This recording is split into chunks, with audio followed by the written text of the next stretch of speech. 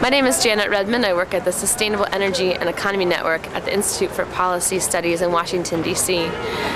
At SEEN, we've been tracking the World Bank's fossil fuel financing for about 10 years, and more recently we've been looking at their carbon finance portfolio. Because we've been watching the bank for a long time, we've seen how the bank has talked about changing the way it does investment in energy, but in reality has done more and more of business as usual and staying the same. Recently we found that the World Bank has actually increased its fossil fuel lending by 94% in the past year.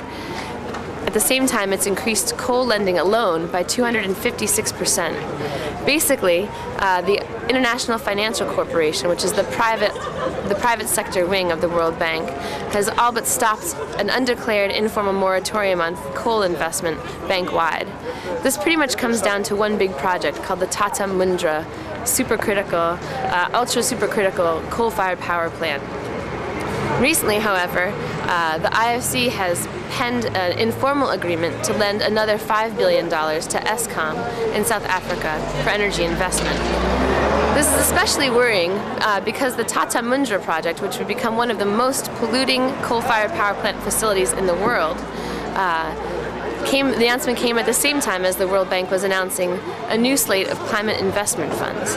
These climate investment funds have already gained $6.1 billion in pledges from developed country donors. The problem with the climate investment funds is that it may very likely allow more coal-fired power plants to be built across the developing world.